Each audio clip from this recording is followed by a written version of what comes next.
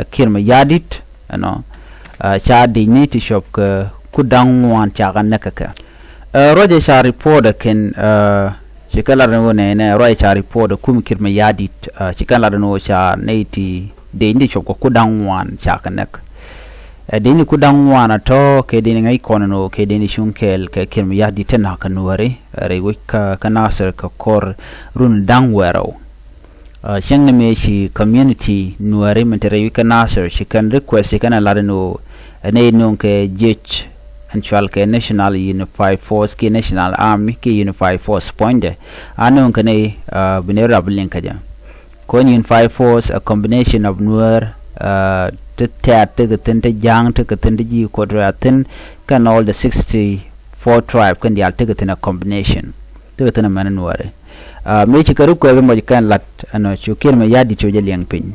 instead of dong de kim yadi da ling no dan dong de lat de request de jeling ka community dan ko la right so chikim yadi chakan kana ling cho kwan ne kwang shora le kan urishal ke johnson lo nyane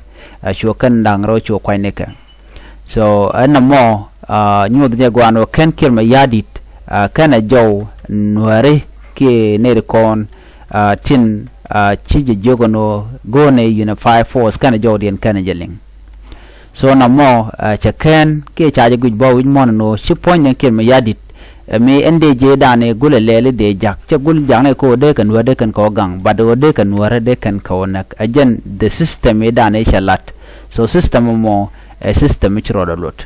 rame cha kwanya no bina bikanang wude shal ka me johnson lun johnson lun wutada jaram dana cha kam disarmament no be mej baga capture hali me cha plan kan bikan ko de hali de me ken de be cap okay men de kon kulo jok tan jene mlar kan o cha de ni chobo kudang wan cha kan nagre wi kan nasir ko yara diu kan de inde kon de bende kula de ni chobo de ke de ni wan long che jan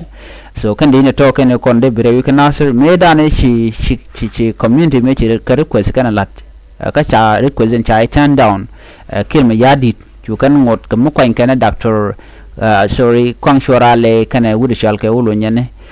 chu kan kwa ne ke lo kan ne kon de bidi ni be kan kanang bukan nang kanasir ka bom kare year ajan meda ne kan plan already so me plan me be fail ka cha wudi shal ke majur cha benak rewe ke wi yara diu gwada ku kan lara no tame cha de ni chob ku dang wan cha na ka we dan chi kan lar ke kan pe dan cha na ga de ni ka sibilian kan la ji kan la pe dan la pe dien so mu da gwa no melat kan a tribal ordering to kill innocent Nuer people you know ka do dan gwi koneje me chi dor me cha ora lat ka kor mi gan ngajo no chi kor che tie da long chu kan yo kwani wudi shal ke kwang shora le chi kan kwan la ramadan and la governor no la jene governor dung malakal okay joy like dung great panel you know ke wheat and dial kon ne pin great panel joy kwanya lo jaram dana la kwer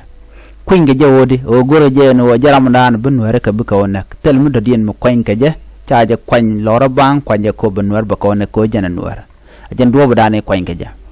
so mi ci charan no kwinge kwangchora le kwanye ka kwiko ejen go je ye be good governance be jenung re which kam ka panel chi tok na mo ka nang ka je ke kwinge je ko ci kore dan ci to ko ba blaming ba jo lat wi de gwada dan en ci korche bin ci korche to ka ci kan wai kan na karen yale na kan wari ka dupti goal you know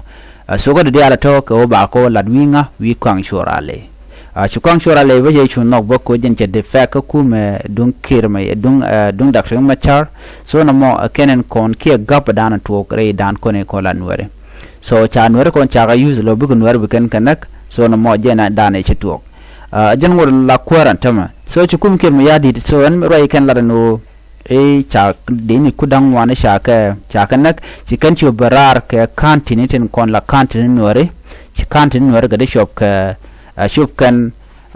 de ko la shop kan wal bakal ke te which an gwada mo ci kan continent dang bon mani ngana kamrar no kan to kan continent tin lo ka kirma yadi